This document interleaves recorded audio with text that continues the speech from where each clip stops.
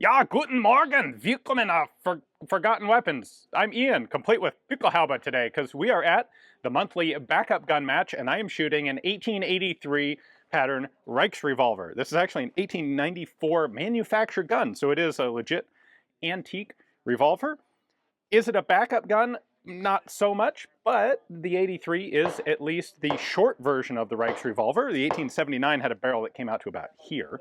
So, I'm going to be shooting this. There's no ejector rod, which means I get 6 rounds in the chamber, but it is far too slow to reload for me to reload this on the clock. As for ammunition, years ago I found one box of Stars and Stripes custom ammo out of Plantation, Florida, black powder loaded 10.6 German Ordnance. So that's my ammunition for today. 242 grain round nose lead bullet. Got 6 rounds for each stage. Let's see how it goes. I'm cheating here a little bit. I should be in Big 5 division, but I'm just putting myself in revolver because I can't reload this on the clock anyway. He's got the pre-19th century, the 19th century exemption. Yeah, right. Yeah. Ready? All right, let's do it. Stand by.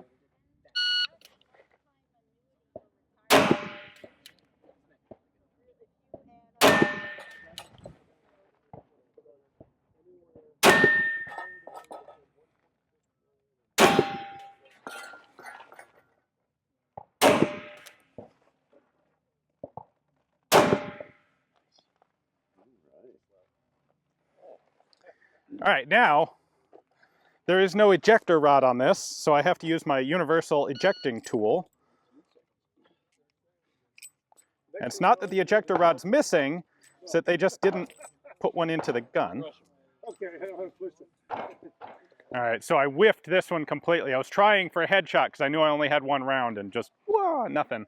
That's worth 3, so... And that guy is worth 4 points out of 7. So I'm down, or sorry, worth 3 points. So I'm down 11, which gives me a final score of 24 in 19 seconds for 5. Oh boy, 5 whole points. That's like a... Are you ready? Ja, ich bin dann ready for shooting. Ready? Ja. Stand by. Los!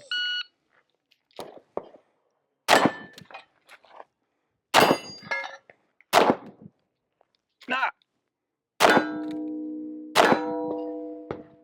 2. All right, now reload for number 2.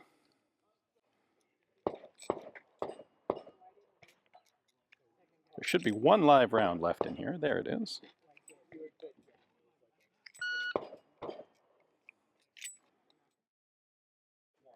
This thing actually recoils, like, not insubstantially, and if I have my thumb too far forward, the tip of my thumb gets whacked by this thing, and kind of hurts. Are you ready? Yeah! Stand by.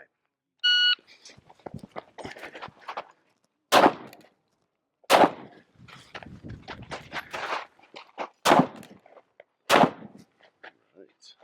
9 seconds. Unload and show clear. All right, so I knew I was going to have a hard time hitting these things from the center, so I just ran up and blasted them all right in the head. And it seems to have worked pretty well. Yep, full score. 28. Sweet. Perfectly clean in only 9 seconds. Excellent. Are you ready?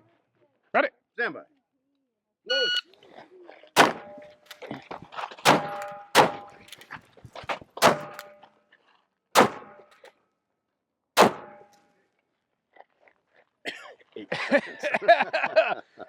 Gas, gas. Gas, right. You may unload. Please unload. That went smoother than I thought it would. Oh, very nicely. Seconds. 8 seconds, all right. 7. I got that guy good. Someone 7. forgot to tape that one. And I got that guy good too. Ja, das ist guten Shooten. All right, that actually went better than I kind of expected it would. The gun ran reliably through the whole match. I didn't know exactly what impact the powder fouling would have over the course of 4 stages. It shouldn't be a problem, and in fact, it wasn't. The sights on this are small, but it's actually a pretty darned accurate gun. You just have to be very careful and get a very good sight picture. It's not very forgiving of, you know, rushing your sight picture. So there were some shots there where one in the first stage in particular, where I just whiffed it completely.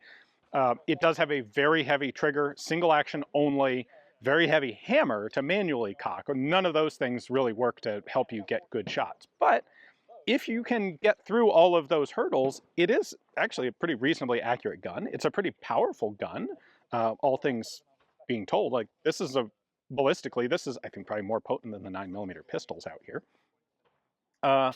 And thankfully, we had stages that I was able to complete with only 6 rounds, because the biggest hindrance of this is there's no way to effectively reload it on the clock in a competition like this. So this particular example, model 1883, manufactured at the Erfurt Arsenal in 1894. This particular gun is 130 years old and still shooting nicely. Now, I don't know how I did overall.